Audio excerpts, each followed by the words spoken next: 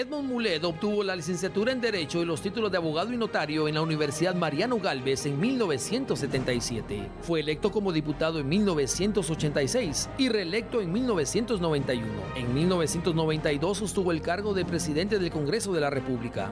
Fue nombrado embajador de Guatemala ante Estados Unidos en 1993. También años después ante la Unión Europea, Bélgica y el Gran Ducado en Luxemburgo. En 2006 fue jefe de la Misión de Estabilización de las Naciones Unidas en Haití. En 2007 fue nombrado como subsecretario general y encargado de todas las operaciones de paz. En 2015 se desempeñó como jefe de gabinete de la Secretaría General de Naciones Unidas.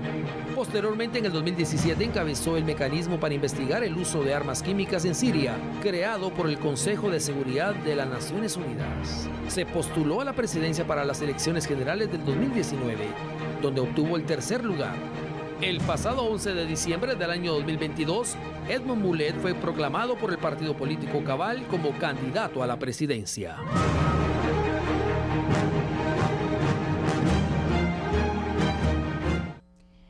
Y bueno, le damos la bienvenida al candidato a la presidencia, Edmond Mulet. Muy buenas noches, bienvenido, licenciado, ¿cómo está? Muy buenas noches, Sandy, muy buenas noches, Fernando. Muchísimas gracias por esta oportunidad y un saludo también muy cordial para todas las personas que tienen la amabilidad de vernos y escucharnos esta noche.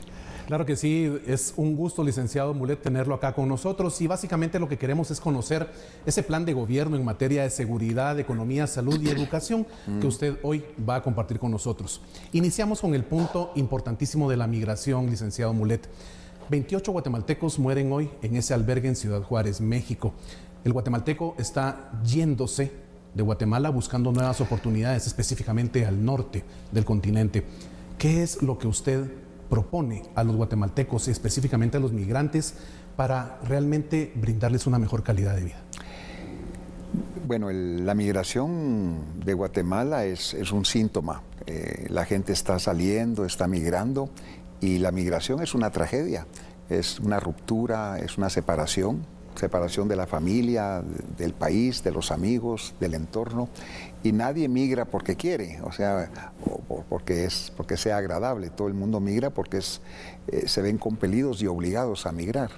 Y ya tenemos casi 4 millones de guatemaltecos, pues una quinta parte de la población guatemalteca que ha migrado buscando un futuro en otra parte porque el país no se lo ha brindado. Entonces, cuando a mí me preguntan, bueno, ¿qué se puede hacer en relación al migrante? Toda medalla, toda moneda tiene dos caras. La medalla esa de la tragedia que mencioné, claro, de la ruptura, gente que incluso está dispuesta a enfrentar la muerte, como estos amigas y amigos migrantes que murieron el día de hoy en este incendio, algo atroz y espantoso. Pero el otro lado de la moneda es el del éxito que pueden obtener allá. Y yo conozco casos de migrantes guatemaltecos que llegaron literalmente con una mano adelante y una mano atrás, sin nada, y con el esfuerzo y sacrificio que han hecho allá, han salido adelante, y es gracias a los migrantes que ahora Guatemala se mantiene. Si no fuera por los migrantes, Guatemala estaría en quiebra. Fueron más de 18.000 millones de dólares el año pasado, que es el porcentaje más importante de nuestro Producto Interno Bruto, fue las remesas que enviaron los migrantes. Y cómo son las ironías de la vida, que aquellas personas que se fueron de Guatemala porque este país no les ofreció oportunidades, gracias a esas remesas y al esfuerzo y trabajo que ellos hacen, este país está ahora que se mantiene, pues, o sea que son cosas increíbles. Entonces, el apoyo a los migrantes creo que tendría que ser en 3 aspectos. Uno, los migrantes que están en Estados Unidos, los migrantes que necesitan apoyo administrativo, apoyo consular, y para eso tenemos que multiplicar también los consulados de Guatemala en los Estados Unidos y la calidad de los servicios. Y gente capaz, gente calificada. Yo, no todos, pero yo he conocido algunos cónsules de Guatemala en Estados Unidos que son nombramientos porque son sobrinas de un diputado o que son familiares de alguien y ni siquiera hablan inglés. ¿Cómo van a ir a representar o a defender los intereses de los migrantes ante oficinas administrativas de los Estados Unidos? Entonces yo creo que calidad de los servicios para los migrantes en Estados Unidos, para que puedan obtener su DPI, su pasaporte, sus certificados de nacimiento, toda esa papelería que es importante para poder salir adelante allá, muchas veces eso no se da. Y veo gente también allá, no en todos los casos, pero que no están ahí con un servicio, con un sentido de servicio. Las distancias en Estados Unidos son inmensas, inmensas. Alguien recorre un día y medio para llegar a un consulado, llega a las 3:05 de la tarde, sorry, ya vamos a cerrar dentro de 5 minutos, niño, atiéndame, no, venga mañana. Hace falta, o sea, esa falta de realmente de solidaridad un poco. Eso es un aspecto del apoyo a los migrantes allá. Gracias. Otro tema que quisiéramos abordar también es el tema de la seguridad, que la seguridad es una de las principales exigencias de la ciudadanía. Sí. Y esto derivado a que las muertes violentas se van incrementando año con año. El año pasado se dio un incremento del 6% si lo comparamos con el año anterior. ¿Qué hacer para disminuir las muertes violentas en nuestro país y darle esa seguridad a todos los ciudadanos? ¿Qué piensa hacer usted? Hace 30 años no habían extorsiones en Guatemala, y ahí se han ido incrementando. Y hoy leía yo un estudio, un informe, que la mayor parte de homicidios en Guatemala en estos 2 últimos años, las víctimas han sido comerciantes. O sea que son víctimas de extorsiones, y quien no paga la extorsión, pues hay homicidios y hay asesinatos. El segundo caso es de taxistas, de personas vinculadas al transporte, después son agricultores, pero la mayor cantidad de víctimas son comerciantes, y eso indica pues el nivel de extorsiones que existe. Y la violencia generalizada, pero sabemos que todo eso viene del sistema penitenciario, las llamadas, las extorsiones, las órdenes de ejecuciones. Debilidad en las cárceles. Todo eso viene del sistema penitenciario, y el sistema penitenciario no está en manos del Estado, no es el gobierno quien administra los sistemas penitenciarios, sino que son las propias maras, las propias clicas, los propios bandoleros. Entonces el Estado tiene que recuperar el control del sistema penitenciario, y hay muchas formas de hacerlo. Yo ya lo hice pues en Haití. Ese fue el mandato que yo recibí del Consejo de Seguridad para ir a pacificar y estabilizar Haití, que había caído precisamente en manos de maras, de asaltantes, de delincuentes, y en 15 meses resolví el problema de la inseguridad en Haití. Cuando yo llegué a Haití, había más o menos 450 secuestros al mes. 15 meses después, cuando yo salí de Haití, había 1 o 2 secuestros al mes. O sea que cuando hay voluntad y cuando hay, digamos, sistemas que se pueden aplicar para controlar la violencia, la delincuencia, se puede hacer. Y hay muchas formas de hacerlo. Y cuando usted plantea todo este esquema, me parece muy interesante cómo podemos extrapolar al tema de la violencia contra la mujer, que realmente es un aspecto que hoy lastima a la sociedad guatemalteca. Está no solo la violencia física, sino el tema de la violencia psicológica, la violencia económica, ¿verdad? Figuras que están contenidas dentro de nuestro Código Penal. ¿Qué es lo que usted propone para dar esa protección a la mujer guatemalteca? Bueno, sabemos también que muchas veces para ser miembro de una mara hay que violar o hay que asesinar a una mujer. Por eso los niveles de femicidio en Guatemala son muy elevados comparado pues con otros países del mundo. Y eso tiene que ver con el control precisamente de la delincuencia y de las maras y de las extorsiones. Entonces yo creo que eso es un tema ahí paralelo. Pero está también la ley de femicidio, que es importante, y fortalecer esas capacidades del Estado, del sistema judicial, para castigar a las personas y perseguir a aquellas personas que cometen ese tipo pues de delitos, de abusos. Como usted muy bien dice, no solamente son asesinatos, femicidios, sino abusos físicos, abusos psicológicos, abusos económicos también contra la compañera, contra la esposa y contra los hijos. Y el Estado no ha digamos, dotado de los recursos económicos suficientes para la persecución penal de estos temas. Yo creo que tenemos que empezar ahí por esa situación. Es un tema de educación también, de cultura y de formación. Un tema integral. Integral. Licenciado, hay un tema cuando hablamos de violencia, rápidamente hay propuestas sobre el tema de la pena de muerte, que por cierto en los últimos meses ha sido un tema que ha salido a luz también de varios candidatos. ¿Usted qué piensa de la pena de muerte y cómo usted accionaría sobre ese tema? ¿Está a favor o en contra? En ninguna parte del mundo la pena de muerte ha sido un disuasivo. o sea, los pocos países del mundo donde todavía se aplica la pena de muerte, se ha demostrado de que la pena de muerte no impide que los violadores o los asesinos sigan pues cometiendo sus tropelías. O sea que aplicar la pena de muerte no es algo que va a venir a impedir que se cometan este tipo de crímenes. Además, cuando no existe un sistema de justicia adecuado en Guatemala, cuando mucha gente habla del tema de la pena de muerte, yo les digo, bueno, ¿a quiénes vamos a fusilar? Dígame, ¿a quiénes vamos a fusilar? Porque aquí hay criminales de cuello blanco, gente que viven en condominios, etcétera, y a ellos nunca les va a pasar nada, nunca, porque tienen los recursos económicos y tienen las influencias para su propia protección. Vamos a ir a fusilar siempre a los descalzos, a los que no tienen ninguna posibilidad ni recursos económicos en un sistema corrupto como el que tenemos para poderse defender. Todavía si hubiera en Guatemala un sistema de justicia donde se aplicara para todos por igual, diría yo, bueno, quizás tal vez. No tenemos el sistema ideal en este momento. No lo tenemos. Entonces, aquí, además que la pena de muerte pues no es un disuasivo, yo que en lo personal y mi partido político Cabal que creemos en la vida, creemos en la vida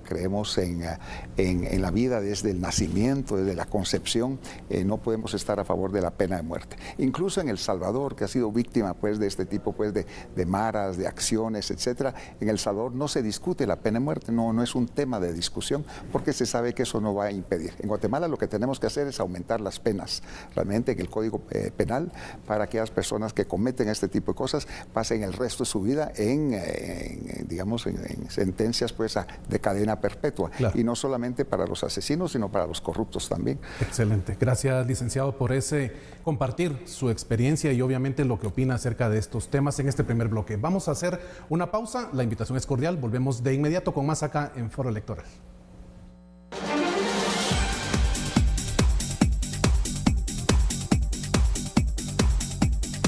Gracias por continuar con nosotros en Foro Electoral. Seguimos con esta entrevista con el candidato a la presidencia por el partido Cabal, el licenciado Edmond Mulet. Bueno, licenciado Mulet, un tema que definitivamente está en la boca de todos los guatemaltecos. El Salvador, nuestro hermano país vecino, ha implementado un régimen de excepción que se ha prorrogado ya por más de 10 ocasiones. Quisiéramos saber qué es lo que usted pretende y qué es lo que le ofrece a la población guatemalteca en el tema de endurecer el trato contra los mareros. ¿Cuál es su opinión?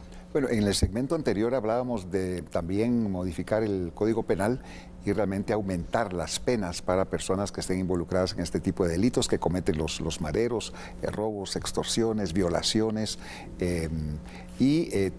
Todo el tema de servicios de inteligencia es muy importante. No la inteligencia nuestra aquí, sino la información. Es importante saber quiénes son, cuáles son sus estructuras, dónde duermen, con quién duermen, todos sus esquemas financieros y económicos, para cuando uno los va a ir a golpear y a buscar, uno sepa exactamente a quién se va a ir a traer. ¿Y haría usted lo mismo que se está haciendo en El Salvador con Nayib Bukele acá en Guatemala? Cuando yo hice todo ese trabajo en Haití de ir a pacificar y estabilizar y me nombran subsecretario general de la ONU encargado de todas las operaciones de paz, me dicen todo lo que hizo en Haití lo tiene que ir a hacer en otros países.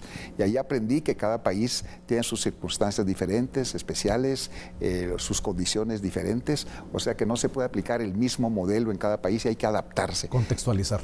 Porque es diferente, es diferente. Todo lo que se está haciendo en El Salvador me parece muy bien en El Salvador, lo que yo hice en Haití me pareció muy bien en Haití. Claro. Aquí hay un contexto, circunstancias diferentes y en el plan que nosotros tenemos, pues ya estamos muy claros de lo que tenemos que hacer y todo tiene que ver gira alrededor del sistema penitenciario. Es a través del sistema penitenciario es donde vienen las llamadas, las órdenes de robos, de asaltos, de extorsiones, de asesinatos. Entonces el control del sistema penitenciario por el Estado es muy importante. Ahorita quienes controlan el sistema penitenciario son los mareros, porque están en colusión también con los administradores del sistema penitenciario. Entonces ya tenemos diseñado, no es un invento mío, pues, sino que se ha aplicado en muchas partes del mundo muy eficiente, el de los círculos. El sistema penitenciario administra el círculo principal, original, donde están los detenidos, pero ahí se concesiona a sector privado el segundo, el tercero, cuarto círculo y ellos impiden que nada salga ni nada entre al círculo original principal, ni llamadas, ni ningún tipo de objetos, ni nada. Segundo tema es también poner a los detenidos ya sentenciados a trabajar. O sea que si quieren comer, tienen que trabajar, tienen que esforzarse y ahí no están de vacaciones, pues hay que realmente ponerlos como bootcamps también, o sea, realmente a trabajar. Sus alimentos a cambio de un trabajo físico fuerte. Exactamente, porque no están ahí de vacaciones. Yo creo que la disciplina interna que se debe aplicar también es muy importante. Y también el tema de la Policía Nacional Civil o del sistema penitenciario que tiene que ver con esto. En Guatemala tenemos más o menos 46,000 y pico de policías y al final pues, unos están destacados de protección a instalaciones, de guardaespaldas, de muchas cosas especializadas y al final son como 6,000 o 7,000 porque unos están de vacaciones, otros están aquí, entonces tenemos como 6 o 7,000 al día que están ayudando a los guatemaltecos, se están protegiendo a los guatemaltecos, o sea que hay... tenemos que aumentar las capacidades de la Policía Nacional Civil en muchos aspectos para ayudarnos pues a combatir el fenómeno terrible de las maras en el país. Licenciado, cuando usted habla sobre poder controlar la situación en las cárceles por el tema de las pandillas, ¿se refiere a dar un trato especial a los pandilleros en el sentido de controlarlos mejor o de qué manera se podría controlar a las cabecillas especialmente y bueno, a todos estos mareros que están operando desde la cárcel? Sí. Bueno, también es una cuestión de ir separando dentro del sistema penitenciario a los diferentes delincuentes, porque ahí está el que se robó una gallina, está al lado de un asesino, de un violador, de un genocida, de lo que sea, o sea que tenemos que ir separando eso porque ahí hay una relación que tampoco es muy sana. También dentro de nuestro plan está la construcción pues, de centros penitenciarios, ahorita hay más de 400% de sobrepoblación que tenemos en el sistema penitenciario y eso tampoco no permite una administración adecuada del sistema. No se puede controlar con hacinamientos, sinceramente. Exactamente. Hablemos de otro tema. Hay muchos temas aquí que abarcar y es interesante conocer las propuestas que usted tiene sobre los mismos. Narcotráfico. Sí. El narcotráfico en Guatemala se ha ido extendiendo también. Hay varios cárteles mexicanos que se han establecido en Guatemala, que tienen sus nexos y que están operando también. ¿Qué va a hacer usted o tiene considerado dentro de su plan de gobierno alguna acción respecto a este tema? Eso es un tema que no solamente implica a Guatemala, sino que es un tema regional y tenemos que tener una discusión muy seria con los Estados Unidos porque la demanda está ahí, el mercado está ahí y mientras haya demanda pues va a haber gente que oferte y que esté dispuesto a proporcionar esos productos al mercado de demanda. Guatemala se ha convertido también en no solamente un país de tránsito, sino ya de producción. Ya estamos produciendo no solamente marihuana desde hace mucho tiempo, sino cocaína y ahora también amapola. O sea que hay laboratorios también que se han ido descubriendo en Guatemala. Y antes estos narcotraficantes pagaban los servicios de las personas que trabajaban con ellos con dinero. Ahora pagan con drogas. Entonces Guatemala también se está volviendo en un país consumidor de este tipo de productos. Entonces tenemos que tener una discusión muy seria con los Estados Unidos, muy seria con México también. Vemos muchos de estos carteles mexicanos que están incursionando en territorio guatemalteco, lo vemos pues en Huehuetenango, en San Marcos, en Petén, que vienen e ingresan al territorio guatemalteco y eso también tiene que ver con nuestra propia seguridad y con las funciones del ejército y de la policía también. No es un tema fácil, pero no podemos permitir que eso siga creciendo y desarrollándose, porque si no vamos a terminar como México y Colombia, que extraer eso después va a ser muy, muy difícil, además de las cantidades de dinero pues que manejan. Pero hay formas pues de hacerlo en algunos países de Europa, de América Latina, de América del Sur se ha podido controlar el tema pues del narcotráfico con programas de agricultura también que compensan, por ejemplo, en lugar de sembrar una cosa también se les puede ofrecer apoyo para que siembren algún otro producto. O sea, hay formas pues de hacerlo, pero lo primero que tenemos que hacer es tomar conciencia, reconocer que es un problema que tenemos en el país y además el narcotráfico está ya penetrando, está en alcaldías, está en partidos políticos, está en el Congreso de la República, está en muchas instancias de la administración pública. Evitar caer en un narcoestado, por ejemplo. Y ahorita hay varios diputados que son narcotraficantes y estamos viendo en las listas de postulación de candidatos a diputados de varios partidos que en el próximo Congreso van a haber más narcotraficantes de los que hay ahora. Y eso sí es muy, muy preocupante. Y de ahí por eso tenemos que trabajar de la mano con los Estados Unidos y facilitar también las extradiciones. Con Estados Unidos, que identifica quiénes son los que están traficando drogas para allá, cualquier solicitud de extradición va a ser realmente tramitada con mucha eficiencia para liberarnos pues de esos delincuentes. Es muy importante entonces dar seguimiento a este tema, pero también la economía, otra de las exigencias. Sabemos que la situación económica del país está bastante complicada. También sabemos que cada año, por ejemplo, se gradúan jóvenes con la aspiración de conseguir un trabajo, pero que se ven con la situación preocupante que no hay fuentes de empleo o son muy reducidas. ¿Cómo mejorar la situación del empleo? Sabemos que en Guatemala más o menos 270,000 jóvenes cada año se gradúan de educación media, peritos contadores, bachilleres, maestros, técnicos. Y de esos 270,000, escasamente 23,000 consiguen, no dije un trabajo, un chance, porque no hay oportunidades. Pero eso no es un problema sencillo. Eso tiene que ver también con la falta de inversión. La única forma de generar trabajo y empleo es con inversión nacional e inversión internacional. Pero las condiciones en Guatemala no están dadas. El tema de la corrupción imperante, el tema de la impunidad, el tema de la infraestructura. ¿Quién va a venir a invertir a un país donde los caminos están como están o las carreteras como están? Y donde no hay tampoco mano de obra calificada. Y eso tiene que ver con temas pues de educación e inversión en educación. ¿Tiene usted una proyección de cuántos empleos podría generar? Hay varios aspectos. Por ejemplo, yo ya estoy en discusiones con el gobierno americano para las visas temporales de trabajo. En Estados Unidos hay una gran demanda para ciertos tipos de trabajo, muchos vinculados al tema digital, al tema de las nuevas tecnologías, al tema electrónico, y entonces estas personas van a tener la posibilidad de viajar a Estados Unidos, trabajar allá 3, 4, 5, 8 meses y regresar a Guatemala. Son las visas de trabajo, y también en otro nivel de empleo, de puramente técnico, choferes, gente que trabaja en el campo, etcétera. Entonces ya estamos elaborando con el gobierno de Estados Unidos un programa pues de esa naturaleza que va a ayudar a generar trabajo, empleo aquí también. Y también tenemos un programa de beca, pero no para el que busca el trabajo, sino para la empresa. Es la oportunidad del primer empleo, la oportunidad del primer empleo. Yo me gradúo de educación media, de lo que sea, yo quiero ir a trabajar, voy a una empresa, si la empresa me da a mí un empleo, esa empresa va a recibir del Estado algún tipo de apoyos para reducir impuestos, facilitarles a la empresa, o sea, para que a eso también motiva a los jóvenes para que puedan ingresar al mercado. ¿Y si podría generarse algún tipo de proyecto entre gobierno e iniciativa privada? Así perfectamente. No, ya tenemos todo el programa ahí elaborado, y por supuesto tiene que ser de la mano con el sector privado. Y hay otro tema, las ventajas competitivas que tiene Guatemala, nuestra posición geoestratégica, lo que llaman ahora el nearshoring. Muchas empresas, corporaciones que están instaladas en China están buscando, por problemas políticos con Estados Unidos, por el tema del costo del transporte marítimo muy elevado, están buscando dónde trasladarse para estar más cerca del mercado de consumo más importante del mundo, que es el Acuerdo Comercial México-Estados Unidos-Canadá.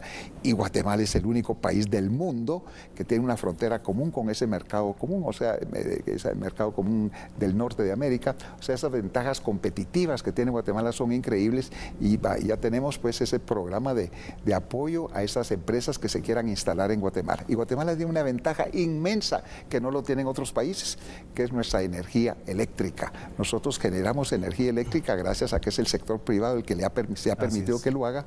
Digamos, una empresa que se quiere instalar en República Dominicana tiene que incluir dentro de sus costos la propia generación de energía eléctrica, porque ahí no hay suficiente, o en Costa Rica, en muchos otros países. Guatemala tiene un exceso de energía eléctrica, y eso es una ventaja muy importante para el proceso de industrialización que Guatemala necesita. Muchas gracias, licenciado, por aclarar ese punto importantísimo. Vamos a hacer una pausa ahora mismo, volvemos de inmediato acá en A la Medida con Foro Electoral. Por favor, no nos cambien.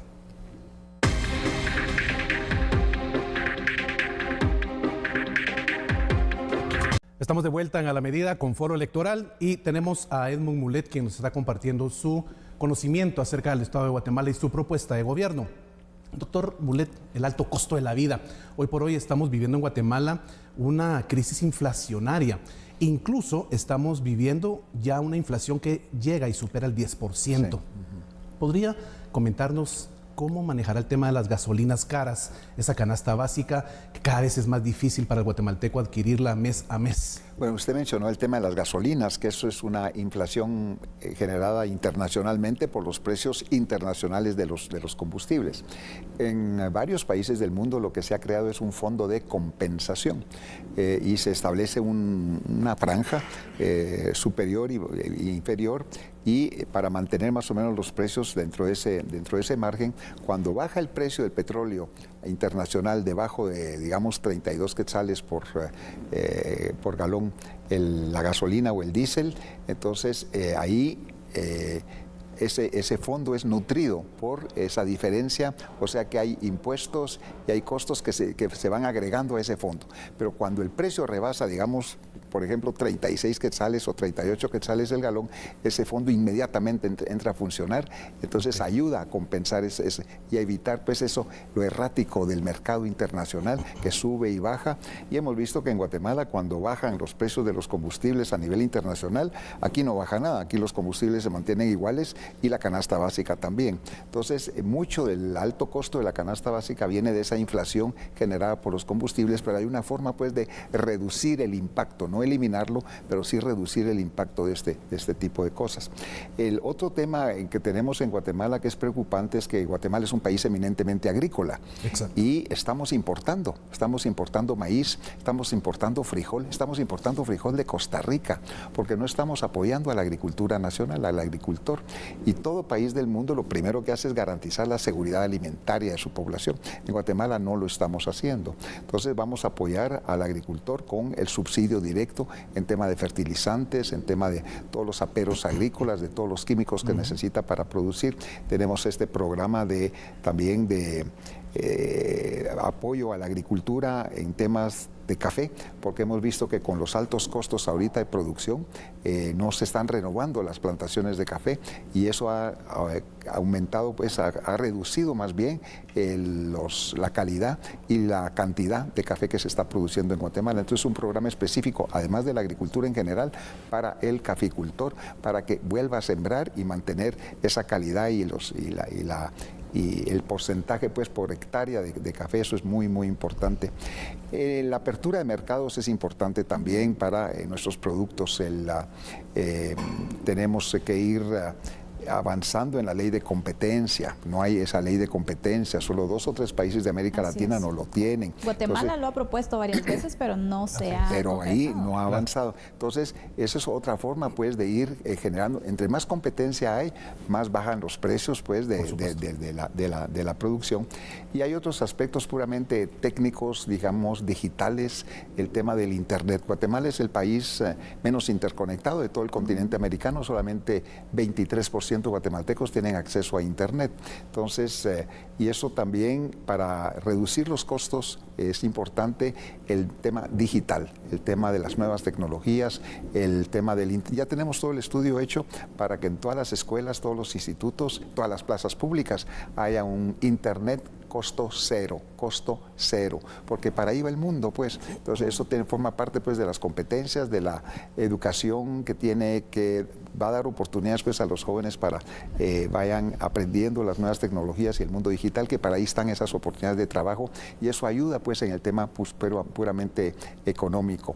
Y hay otros programas, digamos, sociales que estamos pensando implementar también, de compensación, que representan, que ya existen en Guatemala, pero que de manera innovadora lo vamos a hacer sin clientelismo, sin vinculaciones políticas o partidarias o ideológicas. De una forma transparente. Exactamente. Claro, sí. Hablemos de otro tema, licenciada Mulet, y es el tema de la situación de los hospitales. Sí. Sabemos que hay una crisis, que hay mucho por hacer en este tema, y usted tiene una propuesta respecto a esto, en el tema de los medicamentos, en la atención, incluso un seguro universal.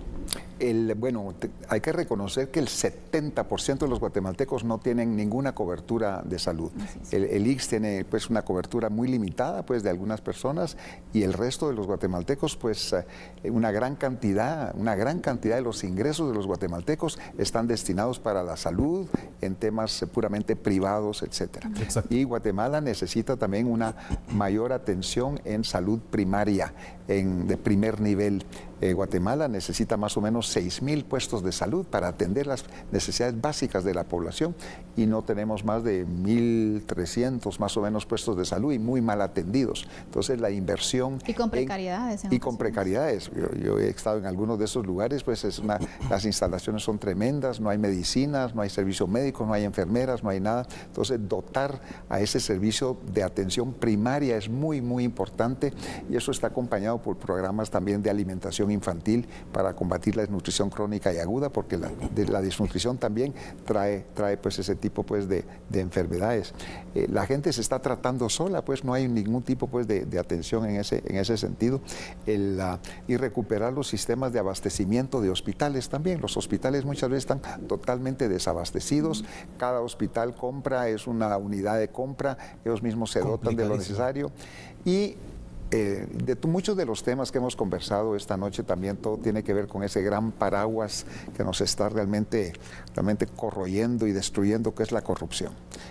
Mismo lo que sucedió en el hospital de Chimaltenango, pues con unos niveles de corrupción impresionante. Entonces, si no combatimos la corrupción, tampoco vamos a poder avanzar en muchos temas pues de salud pública y de muchos otros aspectos pues que son importantes también. Tenemos que construir más o menos unos 10 hospitales departamentales, en varios departamentos, 10 necesitamos construir. Ya, la verdad es que ya se han hecho desde hace el gobierno anterior y ya están avanzadas las negociaciones con instituciones financieras internacionales. Ya es cuestión solo de firmar estos acuerdos para dotar al Estado de los recursos para construir estos hospitales.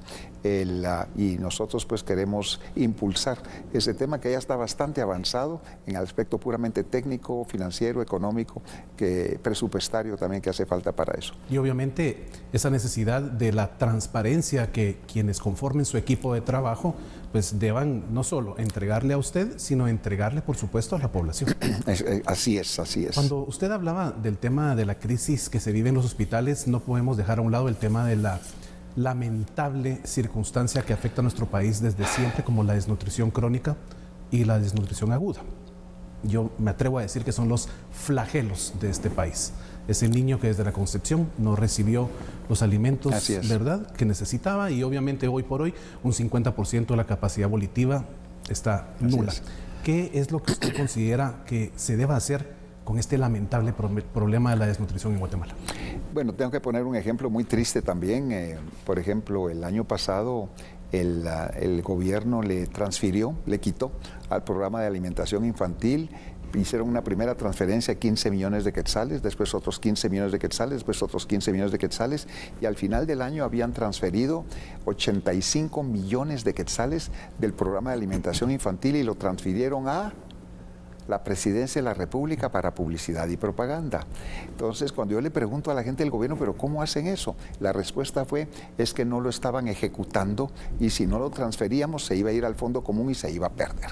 Entonces, eso tiene que ver también con la voluntad política y la calidad de las personas que administran estos tipos de programas. Claro. O sea, no hay capacidad muchas veces para ejecutar, y eso tiene que ver mucho con este tema.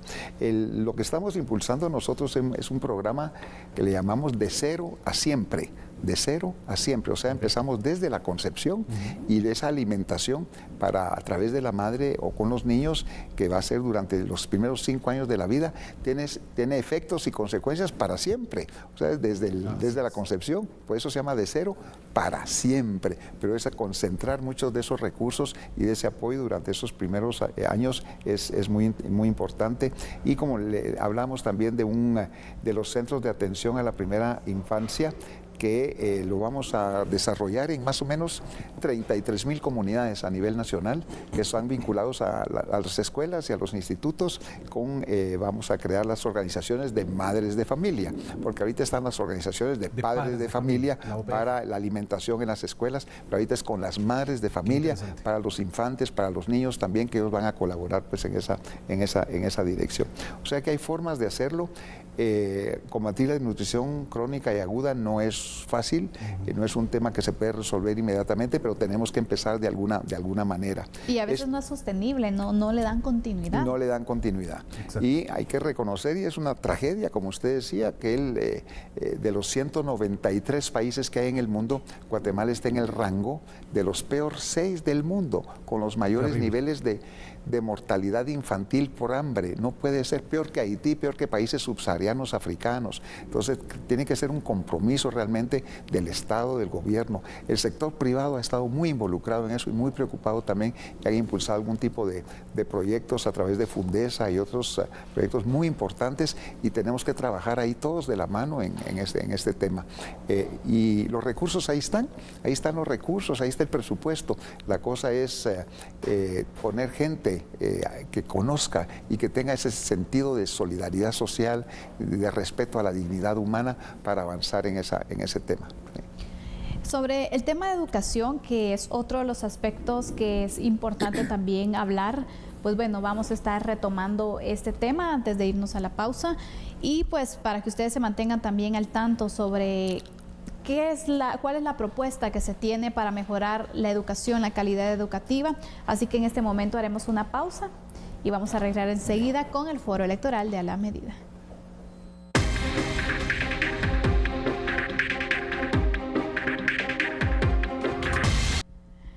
Bueno, la educación es uno de los temas también importantes de nuestro país, donde se tiene que ir reforzando, y nos mantenemos a la expectativa de cuáles son esas propuestas para mejorar la calidad educativa, las condiciones de las escuelas, las condiciones de los estudiantes, de los maestros, incluso cómo podemos entrar de lleno y poder hacer una mejora, fortalecer el sistema educativo en nuestro país, que hemos visto, incluso la pandemia nos mostró las debilidades que se tienen, que ya veíamos, pero que se han ido notando aún más. Licenciado Mulet, ¿cuál es la propuesta que usted tiene para mejorar la calidad educativa en Guatemala? Invertir en educación. Guatemala es el país de todo el continente americano que menos invierte en educación. Escasamente 2.7% de nuestro Producto Interno Bruto. Costa Rica casi 8%, y ahí están las diferencias. Entonces vamos a invertir en educación, pero no en la educación tradicional. Aquí en Guatemala le estamos dando una educación del tiempo de las cavernas, de la edad de piedra a los niños, y no lo digo yo. Ahí están las evaluaciones que hace el propio Ministerio de Educación cada año, incluyendo colegios privados, preprimaria, primaria, secundaria, diversificado. Solamente 12% de los niños y jóvenes de Guatemala, de todo el sistema educativo, incluyendo colegios privados, pasan los exámenes de matemáticas del grado respectivo. Creo que 20 y tantos % pasan los exámenes de matemáticas del grado correspondiente. Esa es la calidad de educación que estamos dando en Guatemala. Y cuando los profesores y maestros son sometidos a esos mismos exámenes, ellos tampoco los pasan. Ahí viene la Entonces, debilidad. Viene el mundo digital, las nuevas tecnologías. Tenemos que invertir en eso, porque ahí el mundo va avanzando una velocidad año luz en esa dirección, y Guatemala todavía realmente dando una educación muy tradicional. Entonces, las nuevas tecnologías, vamos a dotar a todos los niños de sus tablets y de sus computadoras. Y hablaba hace un rato pues de esa creación de ese sistema de internet cero costo en todas las escuelas, en todos los institutos y en todas las plazas públicas. Ya tenemos el presupuesto, todos los estudios actuariales, técnicos, se puede hacer perfectamente, y además es una prioridad para el país. Me imagino que también será después de equipar a las escuelas, porque hay unas que ni siquiera... Además esto tiene que ir por fases, no va a ser de la noche a la mañana, porque hay muchas escuelas donde no hay luz eléctrica, donde no hay ningún servicio básico, entonces tiene que ir por fases, pero ahorita están los paneles solares también. Entonces, a través de los paneles solares se puede generar la energía eléctrica suficiente para el tema de las computadoras y las tablets que van a necesitar los niños y los jóvenes. Licenciado Mulet, y el programa de alimentación escolar para los niños es tan importantísimo. Vemos que los niños llegan al aula con hambre. Así es. Hoy por hoy se tiene una cantidad que permite que realmente tengan un desayuno y un almuerzo pues realmente respetable, pero se puede hacer mucho más y se debe hacer más. Muchísimo más. Tenemos ese programa de el vaso de leche también, pero no la leche importada de Costa Rica o de Honduras, sino para apoyar el programa ese de agricultura nacional, apoyar al agricultor, al ganadero nacional, para comprar la leche local que eso también ayuda pues a la economía local, pero también dotar a los niños de esa alimentación que es importante. Generar un encadenamiento productivo. Exacto. Y hay una serie de programas así muy locales que van a sacar adelante pues el tema de la nutrición y acompañado de los temas digitales, las nuevas tecnologías. Los trabajos, los empleos modernos están ahí están ahí. Entonces, si no creamos esas oportunidades para los jóvenes, no van a tener oportunidades de trabajo, no van a ser competitivos. Entonces, tenemos que darle a los jóvenes esos instrumentos para salir adelante, y eso incluye también el aprendizaje de un idioma. ¿De qué idioma estoy hablando? Del idioma inglés. Del idioma inglés. Sin eso. Hay un axioma que se maneja que es muy cierto: si no hay carreteras en un país, este país no tiene arterias, no tiene venas por donde fluya el comercio, donde fluya esa comunicación interna de sus habitantes. ¿Cómo rescatar la red vial y construir más infraestructura vial, licenciado Mulet? Hablábamos de la corrupción. Presente en todos lados. Y sobre todo en la infraestructura. Miren la CA2 en la carretera al Pacífico, el caso de Odebrecht. Esa carretera debió haber sido terminada hace 6 años, 4 carriles de frontera a frontera, y quedó no a medias, sino un tercio tal vez de la carretera, y en una situación realmente lamentable por la corrupción. Yo conozco empresas constructoras que ofrecen servicios al Estado y que tienen que aumentarle a la oferta que hacen de precio 40%, porque tienen que dar mordidas, tienen que dar comisiones, y además cuando terminan el trabajo, para que les paguen, tienen que pagar para que les paguen. O sea, así, por eso el tema de la corrupción es fundamental, tenemos que romper con eso, y ya eliminando la corrupción en temas pues de infraestructura, ya con nuestro equipo técnico vamos a poder más que duplicar el tema de carreteras en Guatemala. La carretera al Atlántico es muy importante, se hizo pues gracias a Taiwán, a Sanarate, después al Rancho, y ahí estaba listo el otro proyecto pues para Río Hondo y después para Puerto Barrios. Lamentablemente ese proyecto quedó suspendido cuando es la columna vertebral de la economía del país.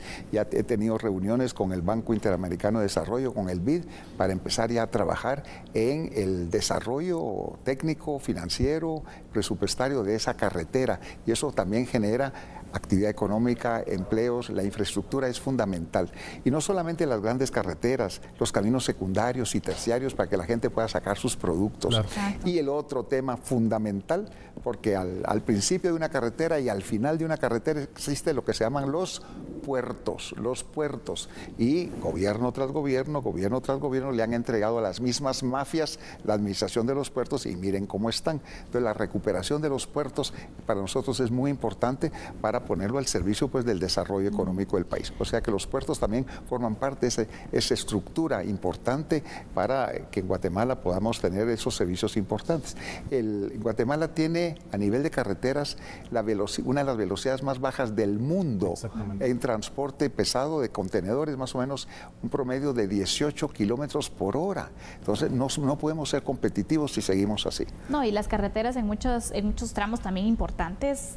Vemos que en ocasiones se hacen reparaciones, se hacen construcciones que duran muy poco. Entonces, ¿cómo va a garantizar usted que las construcciones que se vayan a ir implementando? El recapeo de 0,5 milímetro cuando debiera ser de 3 pulgadas, vinculado a la corrupción también. Por eso tenemos que estar muy vigilantes, muy serios en el combate pues a la corrupción. Ahorita están recapeando por todas partes, un montón, pero como decimos en típico guatemalteco, es para taparle el ojo al macho, porque ahorita vienen las elecciones, pero es un trabajo que no va a durar, pues, una obra que no va a durar mucho tiempo, lamentablemente. Y al final, una de las obligaciones del Estado es generar la certeza jurídica que le permita a ese inversionista extranjero decir: yo tengo mis ojos puestos en Guatemala porque ahí el gobierno, ese elemento del Estado, da certeza jurídica. Sí, y combate la corrupción, y combate la impunidad, y hay infraestructura necesaria para que yo pueda trabajar en ese país. Pero como estamos, aquí somos víctimas de la tos.